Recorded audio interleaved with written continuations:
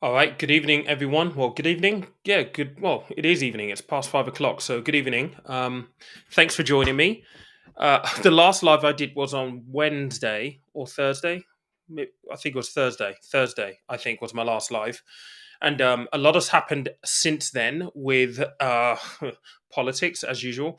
So, I just wanted to just cover maybe a little bit of the news that we've seen over the past couple of days, certainly this weekend with what's going on. I posted a poll on the community tab last week asking whether you felt there should be a general election. And on the community tab, there were over 500 people that actually voted and gave their opinions. And I'm just going to have a look at it right now because the last time I checked, it was in the region of about an 83%, 87% of people who voted. There were 645 people who voted saying that they thought that there should be a general election. And this afternoon, now that we know that the two front runners, and I can't believe I'm going to be saying this, the two front runners for the Tory um, selection that should conclude next week are Boris Johnson and Rishi Sunak. I mean, just to have Boris Johnson in there alone is for me a little bit mind blowing. But I asked this afternoon, and this was a few hours ago, who you think is best suited to the job. So forget obviously the whole point of general election. We might get round to that. I know that Keir Starmer is pushing for that big time. I think a lot of people, most of the general public, well, at least 87% of the general public who voted think that there should be a general election. But despite that happening, or besides that happening, who's best for the job, Boris Johnson or Rishi Sunak? The vote on the community tab right now is showing 84% of people believe that Rishi Sunak is a better candidate for the job than Boris Johnson. No surprise there. But I tell you what, it's so bizarre that you would think Boris Johnson is even in this conversation at all. It's mind blowing to me. And if anything, if I struggle, well, actually, no, I don't struggle because I completely understand how people lose faith in the political system. He was ousted for a reason. Now he's top two. So there's Penny Mordaunt, Boris Johnson, and Rishi Sunak. So I want to cover a little bit of the news. I'm going to share my screen in a minute. Hopefully, you'll be able to hear it. But yeah, it's just very very bizarre. What I'm interested in here is who's going to get the job and who is going to be best for restoring market confidence, being able to take us in the direction that we need to go to in the most professional way possible. Because at the moment, on the political front, we are literally just a laughing stock, and it's embarrassing to say the least. It really, really is. So let me just share this tab with you, and we'll just cover some of the news that Sky has been reporting this afternoon.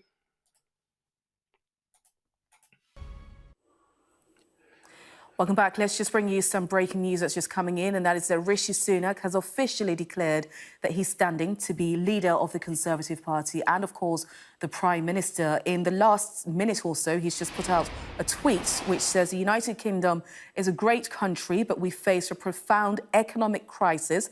That's why I am standing to be leader of the Conservative Party and your next Prime Minister. He goes on to say, I want to fix our economy, unite our party and deliver our country. Let's just bring in our correspondent in Westminster, Ali Fortescue, to tell us a little bit more about this. So, Ali, at last, we hear from Rishi Sunak.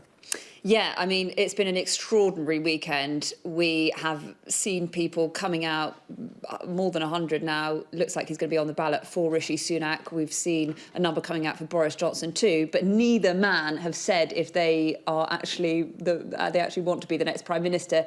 Now, after a weekend of battles fought behind closed doors, Rishi Sunak has tweeted. You read part of his tweet there. It's interesting in a way. There's no picture of Rishi Sunak on this tweet. It could not be more bland in terms of the way it looks. And we haven't had an on-camera interview from him either, which I think is quite interesting. He seems to have been behind the scenes waiting to see if he could get enough support. It's pretty clear he does certainly have the support to get on the ballot from the parliamentary party. What we don't know yet is how much support Boris Johnson actually has. But Rishi Sunak in his tweet says, the United Kingdom is a great country, but we face a profound economic crisis. And he goes on to say the choice our party makes now will decide whether the next generation of British people will have more opportunities than the last. That is why I'm standing to be your next Prime Minister and leader of the Conservative Party. I want to fix our economy, unite our party and deliver for our country. I served as your Chancellor, helping to steer our economy through the toughest of times. The challenges we face now are even greater, but the opportunities, if we make the right choice, are phenomenal. I'm just going to ask you guys a question, okay? So I've just put up a poll here and just sort of asking you, do you think that Rishi should have got the job in the first instance? I think based on where we are right now, it almost feels like it's a different type of job. Yes, we need leadership, but because of everything that's happened with energy prices, the rollback on the mini budget, mortgage rates have gone up, rents are increasing alongside mortgage payments. We know we're not going to get up with the energy prices anymore. And by the way, here's a little bit of news that I talked about last week on Channel 4. The energy price cap. Let me just get rid of this one quickly because I think this is really, really important for everyone. The energy price cap in April. So we know that the current bit of help that we've got, which is the £400 which will be paid to you, is going to run between October and March. So when that actually comes to an end in April, it is forecast that the energy cap is going to increase by 73%. Just let that sink in for a second. 73%.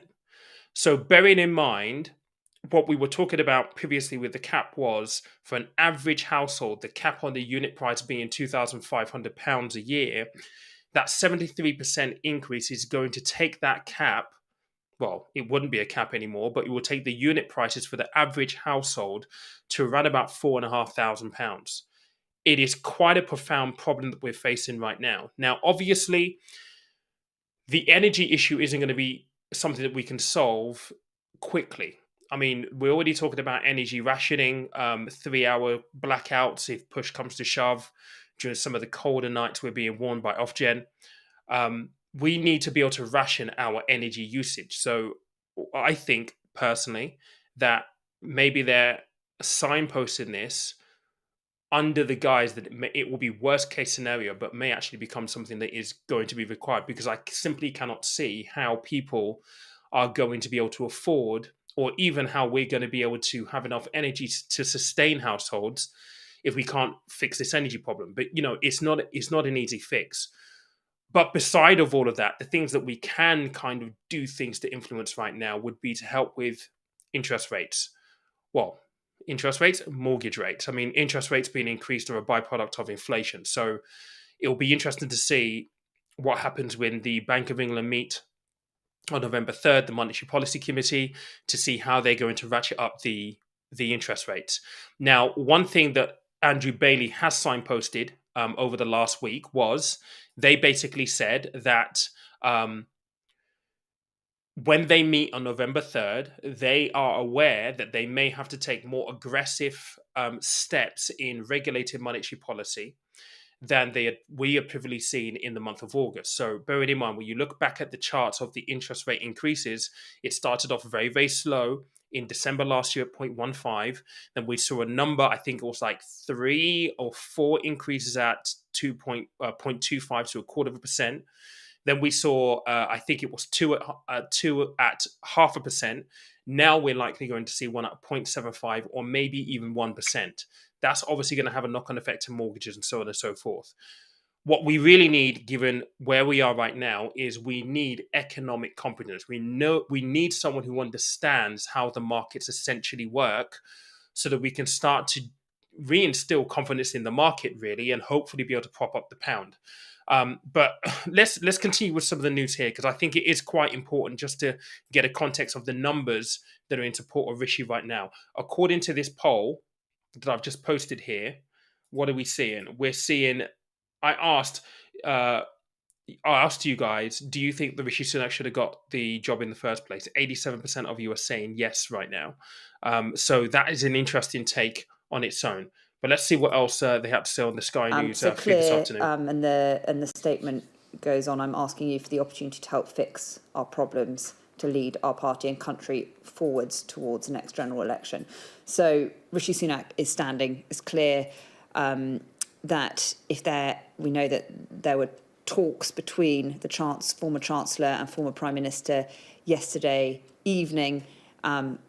Any sign that Rishi Sunak may be rowing in behind Boris Johnson, I think thwarted by this tweet. Clear no deal of such has been made. And I think there's two things he seems to be focusing on in his statement there. Firstly, the economy. I think plenty of Rishi Sunak backers feel vindicated by what has happened in the last 6 weeks during Liz Truss's premiership. And secondly, he is talking about unity, the need to unite behind a single candidate. And it is clear at the moment that he is a person that will get the most backing from MPs. So I think Rishi Sunak is hoping, and it wasn't a particularly sort of showy announcement. It wasn't a show-stopping video or anything like that of the sorts we might have seen over the summer. This was a plain statement from Rishi Sunak focusing on two things. One, unity. He thinks he's the person that can get MPs rowing in behind him, can get the most support among the parliamentary party. And it is pretty clear, bearing in mind people like Steve Baker this morning, who'd formerly backed Suella Braverman, then Liz Truss, are now backing Rishi Sunak. That is significant. And we had Kemi Badenoch and Lord Frost yesterday evening saying that they wanted Rishi Sunak to be the next Prime Minister. The fact that people like that are now supporting Rishi Sunak, I think, is significant. And the second thing he's focusing on is the economy. I think he will pitch himself very clearly as a person that got it right over the summer and predicted the problems that Liz Truss's government faced. But of course, there are strong feelings when it comes to Boris Johnson on both sides. And there are those who passionately believe he is the one that has the mandate and he is the one that can lead the party into another general election. I mean, I think this comment just says it all here, right?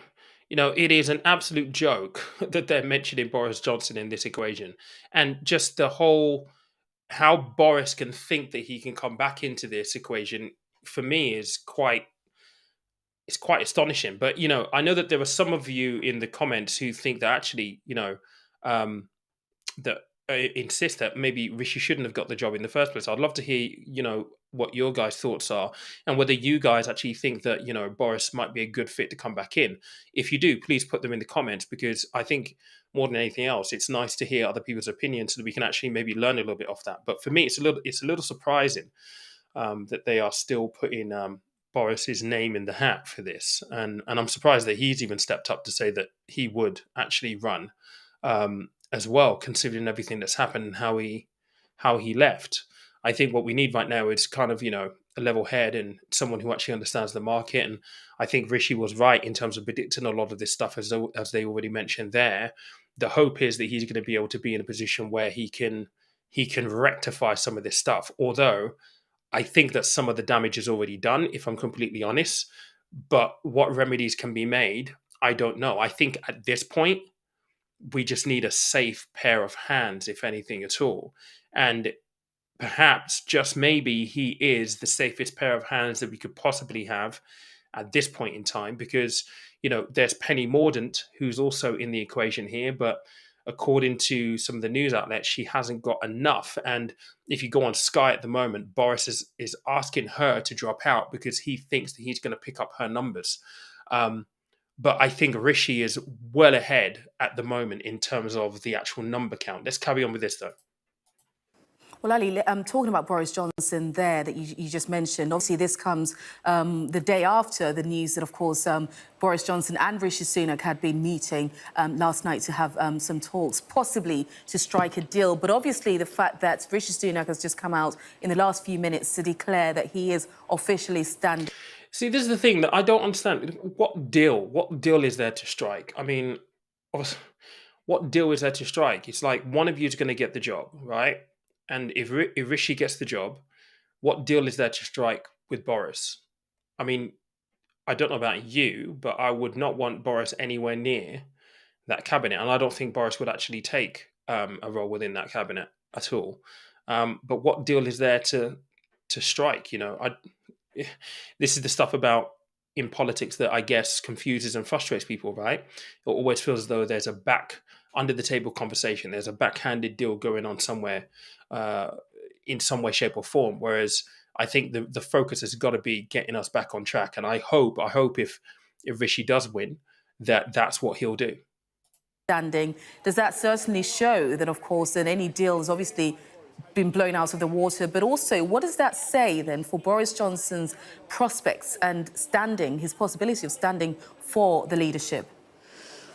Well, so we know that talks did happen. I think I was never really convinced from the conversations that I had had with allies of both men that either one of them would be willing to row in behind the other. These are two people who are, I don't think there's a huge amount of love lost between them. I think it's fair to say that many of Boris's allies see Rishi Sunak as a person that stabbed him in the back, that triggered the downfall of his government by resigning in the summer. So I think it is hard to imagine that either one of these men would be willing to serve under the other one. I might be wrong, of course, politics has been very unpredictable, but what is pretty clear, I'd say, by the fact that Rishi Sunak has come out, is that he will not be backing Boris Johnson right now to be the next leader of the party. He wants another go at the top job himself, and he hopes that this time round he can do it. It is pretty extraordinary that we are potentially looking at a head-to-head, a face-off between these two men, the former Chancellor and the former Prime Minister. That is the way that some people think this is going. Boris Johnson's allies say that he has more than 100 backers. At the moment, he is not there yet when it comes to the number of people publicly backing him. I think if he does get there, it will be very close indeed. There is no guarantee that Boris Johnson will definitely get there, get 100 MPs backing him and make it onto the ballot. His team say that he has the numbers, but the number of MPs publicly backing him is less. So I'm not really too sure how this basically works, but according to the news, so they need to have these numbers wrapped up by tomorrow, I believe it is. So they need at least 100 MPs backing them. So according to some articles right now, there are 357 Tory MPs, and I think about 225 of them have declared that who they're supporting at this point in time. The numbers that Sky are reporting, BBC is reporting, is that Rishi Sunak has 145 MPs in his corner. Boris has 57 and Penny Mordaunt has 23. So Sunak is way over the 100 that he needs currently, but I don't know necessarily what happens if Boris doesn't get to 100. Does that then mean that he's de facto winner? I have no idea. If someone is aware, please put it in the comments. But that's something I've been trying to find out all weekend, and I can't quite find the answer to it. But the numbers at the moment for Rishi are 145, so he's well over the 100 mark, really. So yeah, if you do know, please put it in the comments, and it will be nice for me to actually learn something as well. All of this, I think, will start to unravel quite quickly over the next 24 hours. What has to unravel quite quickly, given that by 2 p.m. tomorrow we will know who is on the ballot. Will this be a coronation for the former Chancellor, who we now know is standing, or will Boris Johnson make it onto the ballot and be in with a chance of becoming Prime Minister again? Ali, thank you very much indeed. And of course, as we were just telling you, all right, so there it is right now in terms of what's actually happening. The other thing that I wanted to talk about here is obviously Liz Truss. Now, I did a live. I was heading towards a meeting last week when was it Thursday or Wednesday? Time flies by. I think it was Thursday. No, Wednesday. It was definitely Wednesday. It might have been Thursday. I can't remember. Anyway, I was heading to a meeting when I was on the tube in London, and I got the notification that she had resigned, right? And bearing in mind, she was in 42 or 44 days. Now, this is the other thing that I wanted to talk about, because this is absolutely nuts. I didn't know this was actually a thing, but all former prime ministers are able to claim up to £115,000 every single year for things like travel costs, staffing costs, all those kind of things. 115k a year. Now, apparently, not all of the former prime ministers claim that full amount, but they can claim £115,000 for the rest of their lives every single year from the taxpayers like you and I. Now, bearing in mind she was in the job for 44 days, Do you think? And I want to. This is the next poll that I want to put up because I'm really interested to know what you guys actually think about this. So let me just end this one and let me just put this poll up. 1 second. I would love to know. Do you think Liz Truss should be able to claim £115,000 a year? Because I don't know about you. I don't know about you, but it feels like it's a little bit of a piss take, right? Because bearing in mind the damage that she caused, to then to then be in office for 44 days and be able to claim £115,000 a year. This is she'll probably go on to another job, right? She'll go on to another job. She'll generate money there, and then she'll also have this £115,000 that she should also claim that she could also claim as well. Do you think that's right? I mean, I personally don't think that's right. I mean, fair enough. She's done 44 days in office, and it's her entitlement. Should she be able to claim that though? You let me know. At the moment, 88%. There's obviously a few people that disagree, but it's just one of those things where I don't know, man. It's very, very, very strange. And when you start digging into this, there are other things that obviously that former prime ministers can also claim for as well, like a pension, which is understandable. Should she get a pension? I think she should probably get a pension for what she's got. But for £115,000 a year, I don't know. You let me know what you think. 92% of you are saying no at this point in time. But let's have a look through some of the other comments through here. So I did see someone say on here, Jordan was saying, bring back Boris. Jordan, give us your reason, mate. What are your thoughts behind that? Why do you think Boris would be a good fit, given everything that's happened right now? Because I'd love to know. This isn't to scold or to show anyone up or anything like that, but I'd love to get to know your thinking behind it. I think we're in a space right now where we need competent leadership in terms of being able to bring us through this from an economic point of view. One of the things that has transpired since this is all kind of happened last week is the mini budget that Jeremy Hunt kind of tore up this past week. There was going to be more detail published on October 31st. That's now not going to happen. They're going to wait until the results of this Tory leadership contest has ended and a winner has been announced before they get into, I guess, putting out more details about the measures that they're going to be brought in. Now, I would imagine that means that there will be a completely new budget altogether. Remember what Jeremy Hunt did? He pretty much wiped the slate clean. Anything that wasn't already going through from a legislative point of view, he got rid of. So all of the tax cuts, all of that, gone, right?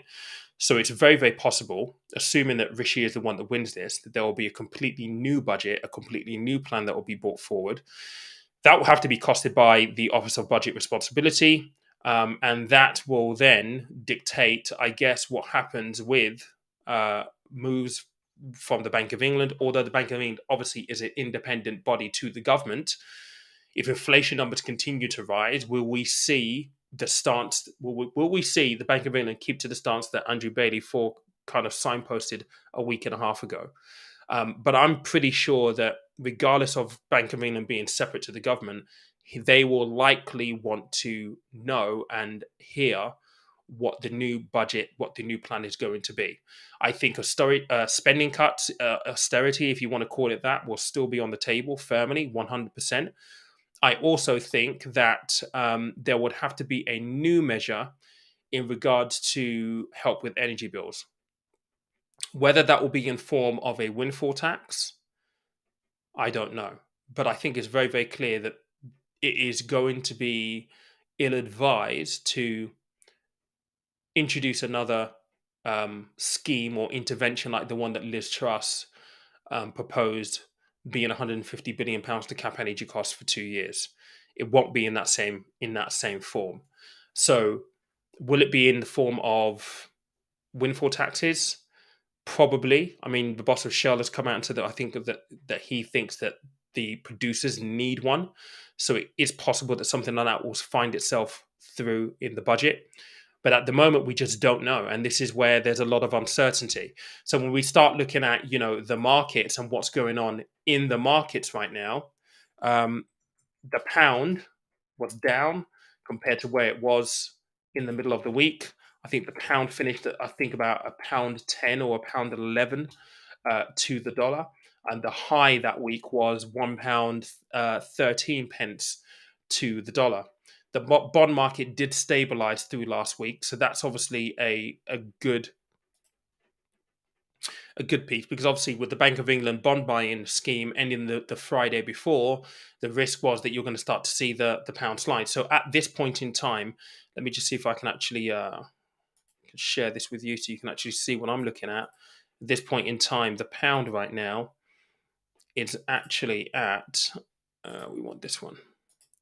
It's actually a pound 13 to the dollar is where the pound is at right now. So that should give, where are we? There we go. So that gives us a barometer of where we are in terms of the pound. I'm just seeing, you might actually be able to see that. Bear with me 1 second. I just move that back there. So about a pound 13 at the moment. So what we're looking for really is, I think on Monday, or well, tomorrow when the markets open, we might see a little bit of volatility still with the pound, because there will be uncertainty, and the market will be waiting to see who actually wins this contest, whether it is Boris, whether it is Sunak. I think that there will be a positive response if Sunak wins, because he kind of understands the markets. I would definitely say more so than Boris, and that's one of the things that we do need. But it will be interesting to see what happens with the pound over the next week or so, and the markets in general over the next week or so. But like I said, they need to get their ducks and everything in order by Monday, tomorrow, 2 p.m. But like I said, I don't know what happens if Boris doesn't get 100. If he doesn't get 100 MP supporting him, I don't know what happens from there. I'm just going to see whether anyone's actually put an answer in here. Oh, this is a really good comment, actually. Would he take this, though? The deal is probably to give Bojo a job as defence secretary in order to unite the Tory party. Would he take it? Do you think he'll take it? I don't know. I'm not really too sure that whether he would or not. Would pride prevent him from taking it? Maybe. I don't know. I think it's a tough one, isn't it, really?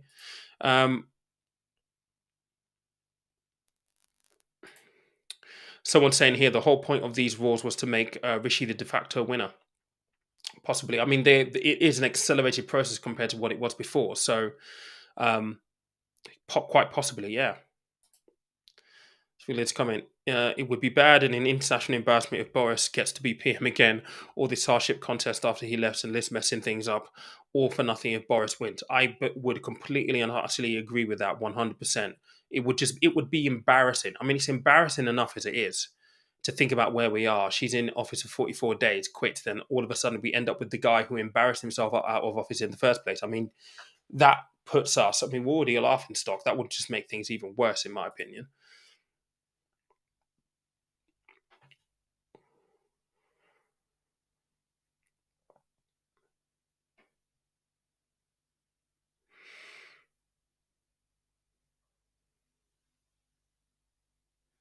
Okay, so someone just said here that under 100, then there is no contest. Over 100, it goes to the members for a vote. So actually, okay, so this will make him the de facto winner, basically. I mean, so Boris needs to get to 100, well, tonight, certainly by tomorrow at 2 p.m. Otherwise, Rishi is the de facto winner for this. I've been following a lot of this over the weekend and listening to a lot of the political commentary, and it's been very, very interesting to hear people who don't want Rishi to be prime minister because of just ridiculous reasons. I'm not going to go into it here because part of it makes my blood boil. I think, will he be the best set of hands, the best person for the job? I think 100% he would be. And I hope that they make the right decision this time. I hope that it goes to the person who is best qualified for the job. That's what I honestly hope. And I know that people have difference of opinions and stuff, but I think we need to be able to learn from some of our mistakes sometimes. It's just it's mad sometimes. Let me just go down here. There are a couple of comments on here. Um, This is a good point. Policy is policy. Why worry over 115,000 pounds when there's billions being wasted on other stuff? I mean, you could say that, but doesn't every little bit add up? You know. So you talk about this, and you talk about other bits of cash that might be wasted here and there, but the billions that are being wasted all consist of 100,000, 200,000, a million, 300 million, well, 4 million, 5 million here and there. It all adds up. You know, it is it's how people feel, because I mean, and I think it's justified that people feel like, hang on a second, why should you be able to claim £115,000 based on the fact that the mistake that she made have materially impacted our standing as a country, and more importantly, impacted people's financial positions quite significantly with mortgage prices increasing. I was at an event last week, and someone was saying, well, can you really blame that on Liz Truss, because mortgage rates were already creeping up? Well, her mistake with the mini budget effectively meant that we saw mortgage rates, over 1,600 mortgage rates pulled from the market. And when they did come back on, they came on significantly more because of the uncertainty that existed around the mini budget. And whilst not all of those products are still on the are yet, well, whilst all of those products are yet to come back to the market, there is still uncertainty around, if you look 12 months down the line, where are interest rates going to be, so that the mortgage providers, the mortgage lenders, can price mortgages accordingly. It's had tangible impacts, and it will continue to have a tangible impact. I mean, next year we're potentially looking at people coming off fixed rate mortgages.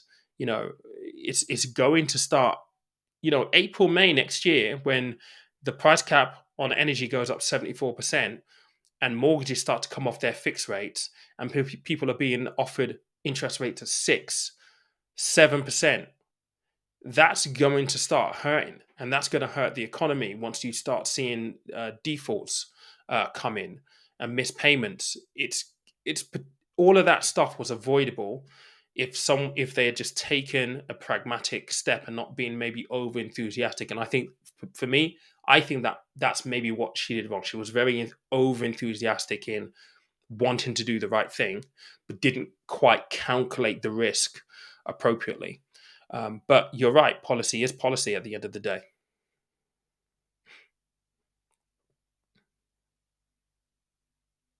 And I think this is what Anime is basically saying here. Why should we give 100k a year for making our economic situation worse in a month and a half? I think a lot of people feel that way.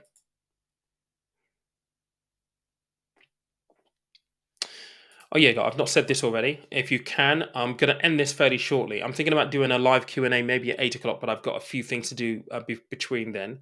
But if you want me to do a live a bit later on where we can talk a little bit more about markets and stuff, then by all means let me know in the comments right here. But I think the poll for whether Liz should get 115k a year, be able to claim that, ending that poll right now, that's 80%, 88% no on that one.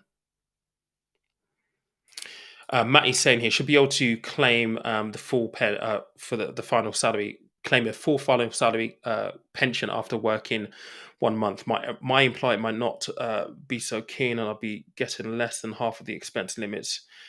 Would be paying Truss for less time. Yeah.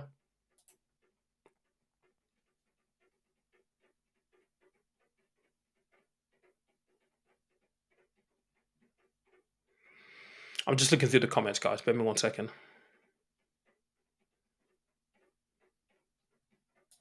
Yeah, I mean, this is an interesting take as well, and I think Rishi's track record. It depends on what track, because there will be advocates and people who will take the opposite side of advocacy for Rishi, and for any politician for that fact.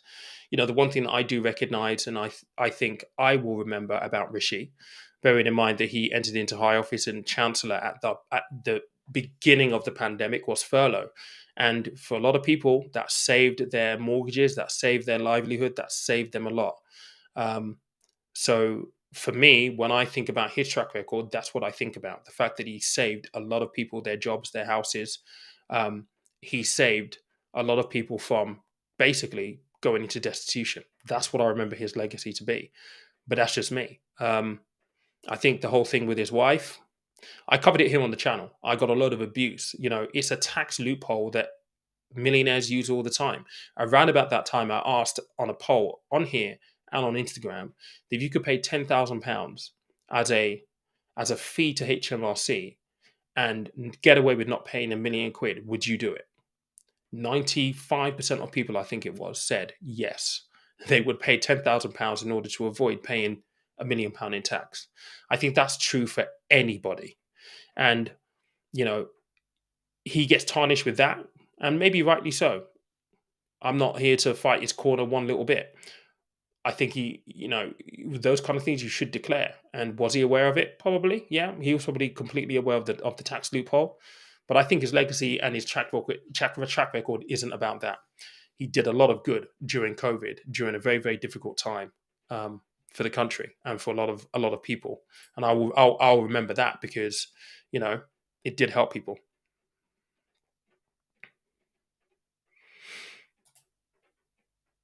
Yeah, so if only one MP gets over 100 votes, then that person wins. Thank you very much, Pete. Appreciate it.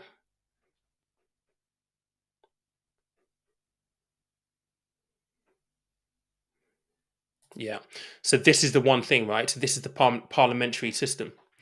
And this is where, you start having conversations with people and you say that maybe we do need some kind of a different political system where you can have new parties and new candidates come into the fray. And because I think that regardless of who you've got in power right now, be it Conservatives, Labour, Lib Dems, Green Party, I mean, what are they going to do? What have they got to offer? Is it anything drastically different to what we've already seen and heard for years and years and years?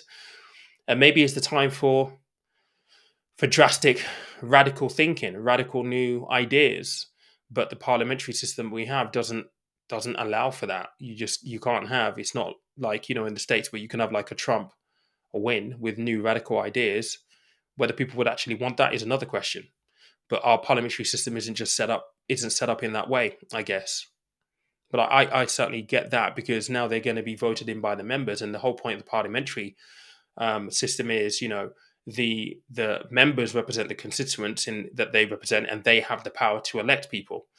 It works from a parliamentary. That's what a parliamentary system is.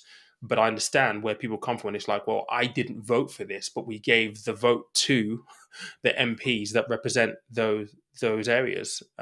It's crazy, really. All right. Okay. So look, thank you guys. So there's about 70 plus people on here. One way that you can help me is to make sure that you smash the like button. That way, when this stream basically ends, YouTube will basically push it to other people who might actually benefit from this content. There's 28 likes at this point in time. So if you could smash the like button, get us up to maybe 40, 45, that will be amazing. Like I said, I may be looking at doing a live later on this evening at 8 p.m. I've got a couple of other things I need to do in the meantime. But guys, I appreciate you for watching and giving me your opinions and just covering some of this stuff. Like I said, the feedback I've got from these sessions have been very, very useful. People have said that they like to hear my thoughts and opinions and stuff, and breaking down some of the I wouldn't say the intricacies, but some of the points that are relevant in terms of what it means from what we might see in terms of energy bills or the markets or inflation and that kind of stuff. So as long as you guys are enjoying it, then I will 100% continue to do it. I enjoy doing these because ironically it means less editing for me, which editing can take 3-4 hours sometimes. So if you guys are enjoying it, I will continue to do that. But guys, thank you so much. The likes are going up. Please, can we get it up to 40? There's 35 right now. I appreciate every single one of you. I will catch you possibly at 8 o'clock.